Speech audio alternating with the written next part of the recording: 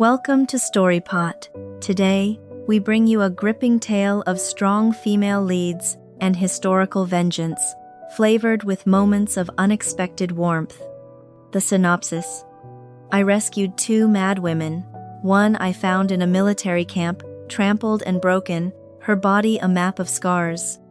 She vacillated between hysterical laughter and gut-wrenching sobs, her mind completely shattered. The other I found in a desolate temple, isolated and helpless. Her legs were crippled, and her temperament was so fierce that even the monks trembled in her presence. Everyone said they should have died long ago, but I, and only I, remembered who they truly were. They were once the most valiant daughters of the heavens, the loyal ministers who would have knelt to block a charging army with their own bodies. Chapter 1. The Fallen Sun. The first time I saw Ho Lang Sue was at the border, where the golden sands blotted out the sky. A group of armored soldiers marched past, their mouths full of filth as they headed toward the supply tents. Those scouts are lucky. I heard more criminal women were sent from the capital. Those city girls have skin so soft you could squeeze water from it. It's a real thrill. I just hope they aren't like Ho Lang Shu. She doesn't even act like a woman. She's like a dead fish these days. A few lashes from the whip usually gets her jumping, though. They laughed as they reached the tent. Before the flap could even be lifted, the sound of heavy blows and a man's cursing erupted from within. You're nothing but a whore now, used by thousands. How dare you still put on airs? A string of desolate, haunting laughter pierced through the thin fabric, sharp enough to make one's ears ache. One of the guards outside couldn't take it anymore. He yanked the curtain aside and barked, "This woman has gone completely mad." I followed behind them.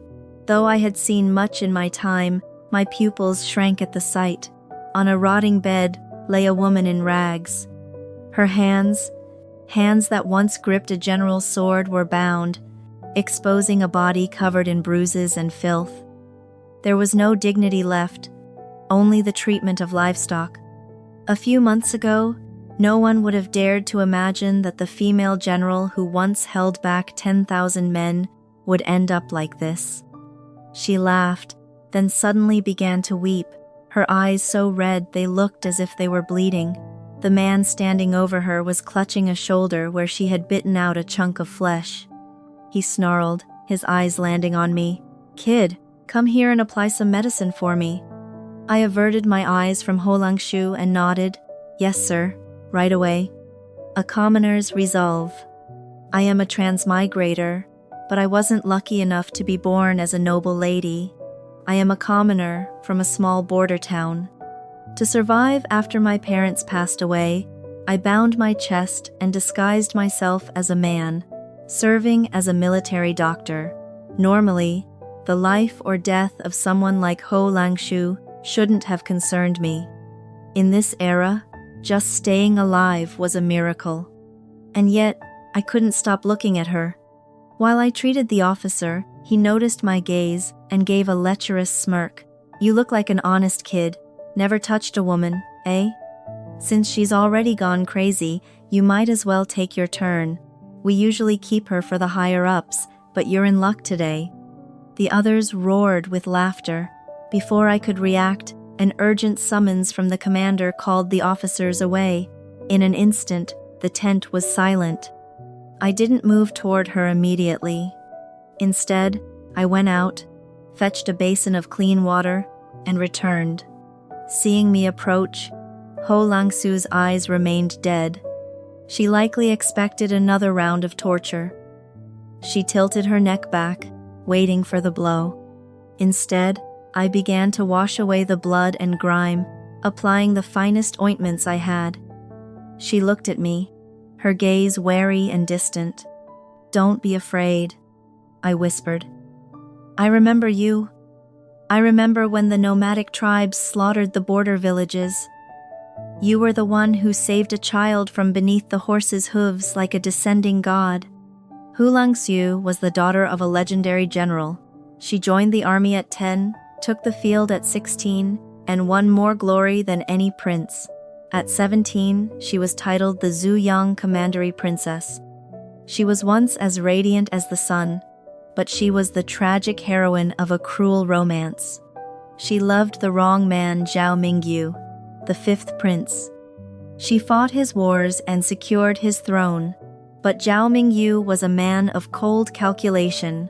Once he became emperor, he purged those who knew of his humble beginnings. He framed the Hu family for treason, executing over 300 members. The men were beheaded. The women were sent to the military camps. Hu Langshu, then the empress, had drawn her sword in the Golden Hall in grief. For that, she was poisoned, her martial arts were crippled, and she was cast out to the northern border to be humiliated. Chapter 2: The Crippled Phoenix. I decided to save her. It was a reckless, suicidal thought for a commoner like me, but I couldn't let her light go out. During an enemy night raid, amidst the chaos of fire and arrows, I stole a horse, pulled Ho Langsu onto the saddle, and rode south. "If you save me, you will die," she rasped, her voice broken. "Why?" "Because you saved thousands," I replied firmly. "You do not deserve this end."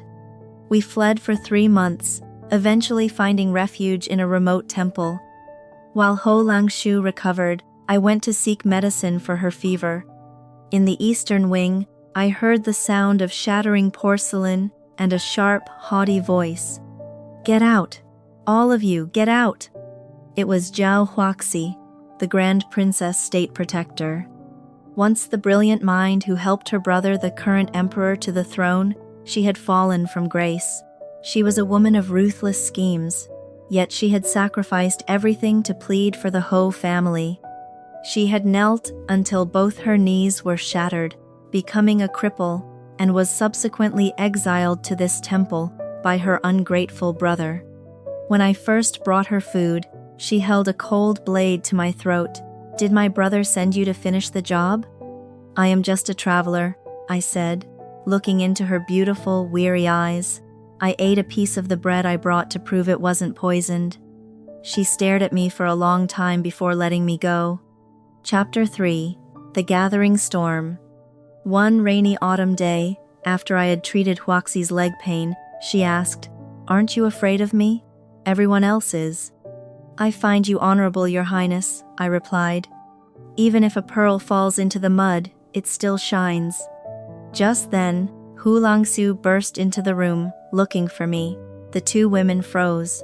They had always been rivals, the blunt soldier and the calculating strategist.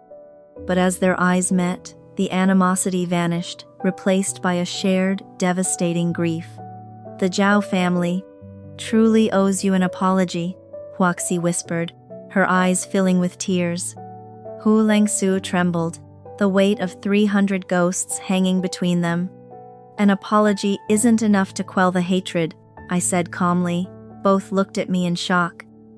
"An ungrateful king who slaughters his loyalists and ignores his people does not deserve the throne. Princess, you once said a ruler must be strategic but never bloodthirsty.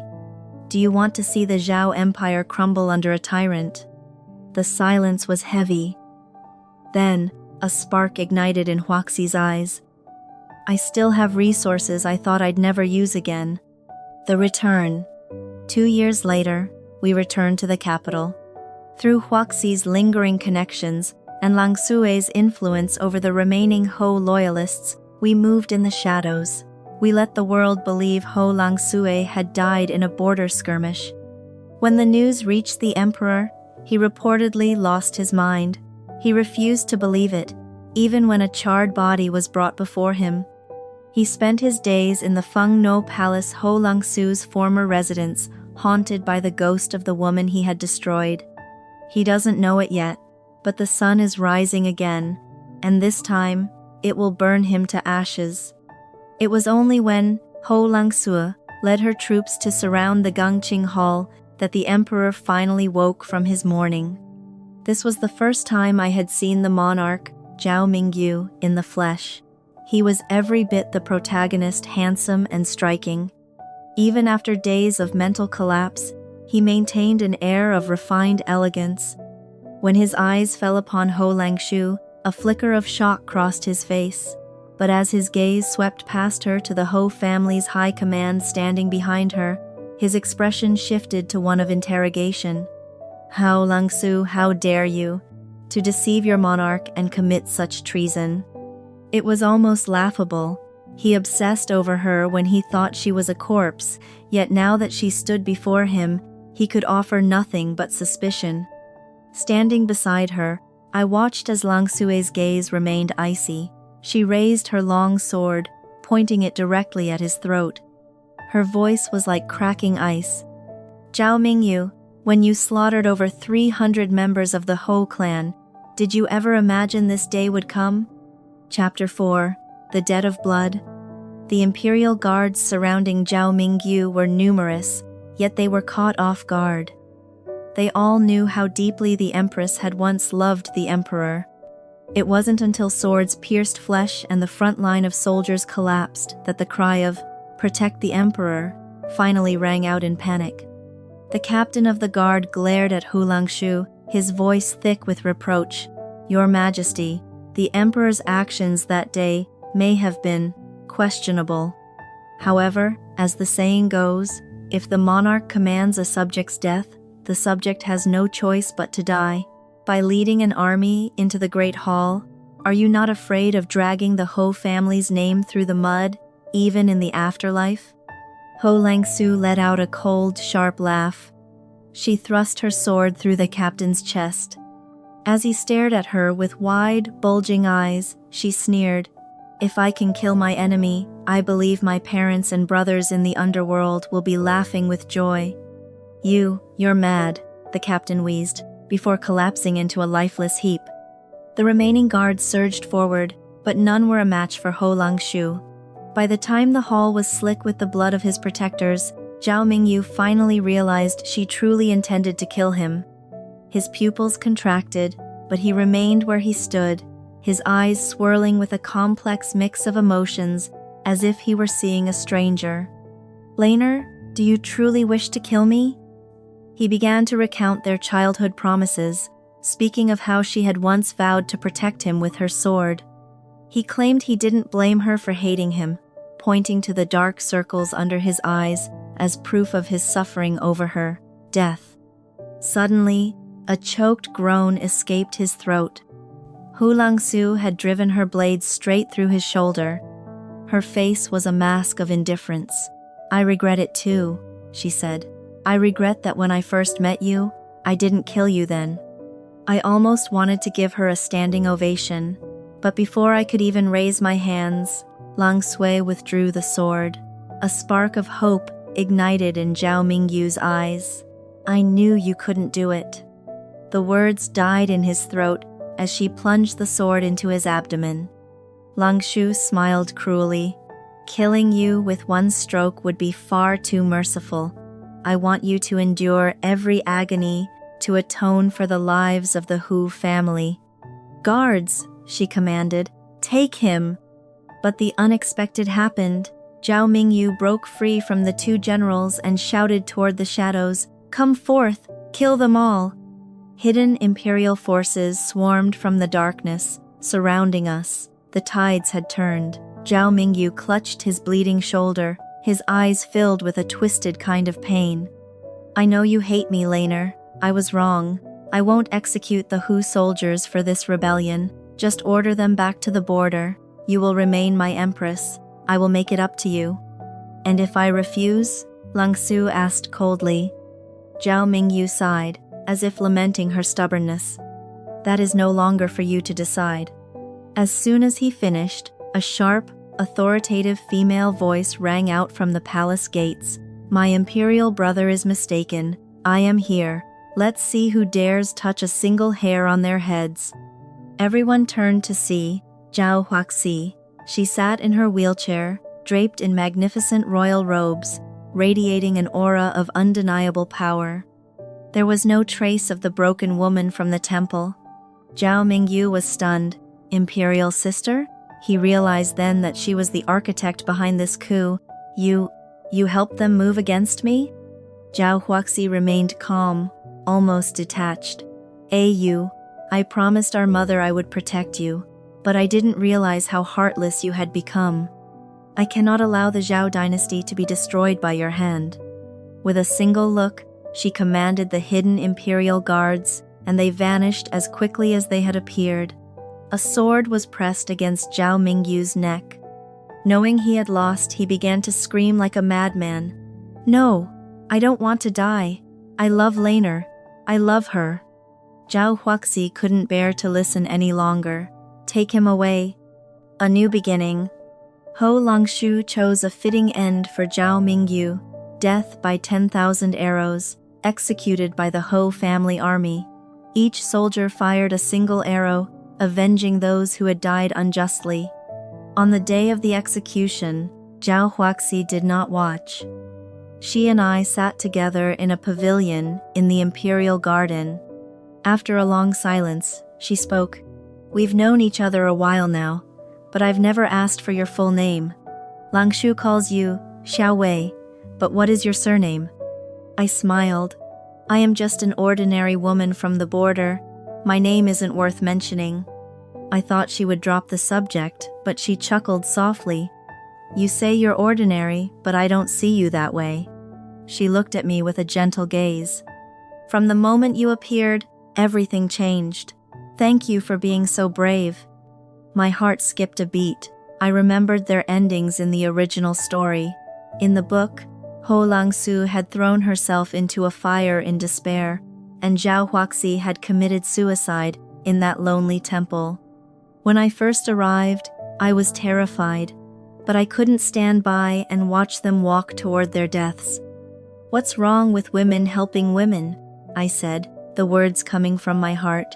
Besides, you are my favorite person. Zhao Huaxi cleared her throat and turned her head away. I could have sworn her ears turned red. I see. Before I could explain, Hu Longshu appeared, her eyes wide. You rescued me from the abyss and took care of me all this time. I thought times was your favorite. I blinked, confused. Then, as both women turned to look at me, waiting for an explanation, they burst into laughter. They were teasing me. I felt a rush of embarrassment and turned to walk away. Their bright, ringing laughter followed me. I couldn't help but smile too. But then, my vision began to fade. Before I lost consciousness, I heard their panicked voices calling out, Xiao Wei. Back to reality. When I opened my eyes, I was in my own bed, in my own home. Everything that happened felt like a distant dream. A notification popped up on my phone.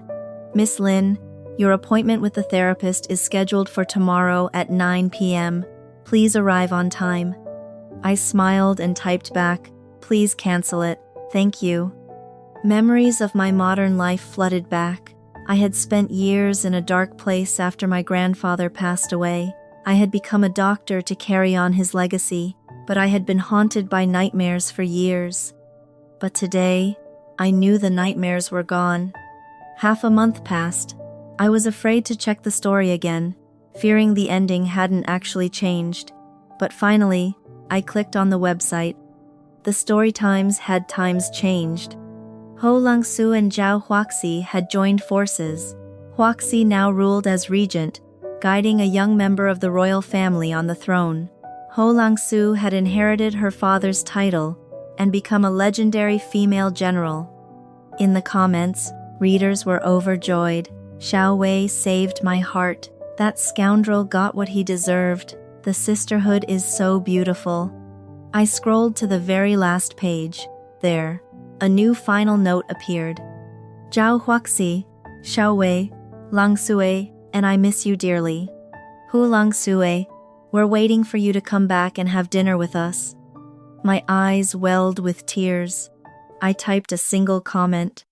Xiao Wei misses you both too, thank you.